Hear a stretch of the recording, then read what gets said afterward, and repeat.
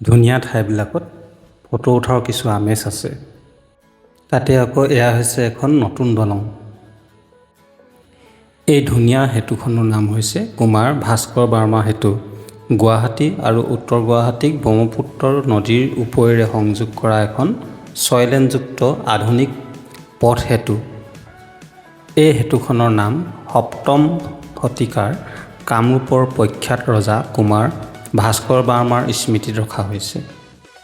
প্ৰায় 1.24 কিলোমিটাৰ দৈৰ্ঘ্যৰ এই সেতুখন প্ৰধানমন্ত্ৰী নৰেন্দ্ৰ মোদী ডাঙৰীয়াই 2026 বৰ্ষৰ 14 ফেব্ৰুৱাৰী তাৰিখে শুভ উদ্বোধন কৰিছিল। কুমাৰ ভাস্কৰ বৰ্মা প্ৰাচীন কামৰূপ ৰাজ্যৰ এজন বিশিষ্ট আৰু শক্তিশালী ৰজা আছিল।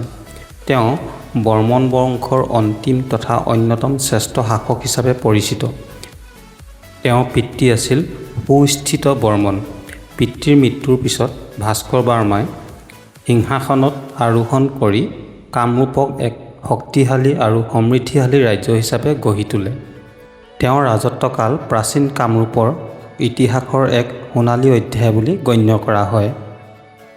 সেয়েহে গুৱাহাটীৰ ব্ৰহ্মপুত্ৰৰ দুয়োপাৰক লগ লগাই নিৰ্মিত এই সেতুখনক এনে এজন মহান বীৰৰ নামত শ্ৰদ্ধা জনাই সেতুখনৰ নামকৰণ কৰি উৎসৰ্গা কৰা হৈছে।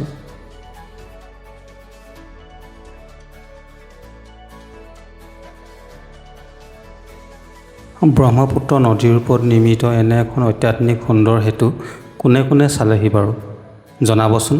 আৰু যিসকল ব্যক্তি এতিয়ালৈ এই দলংখন চোৱাহি নাই তেওঁলোকে নিশ্চয় আহিব পাৰে।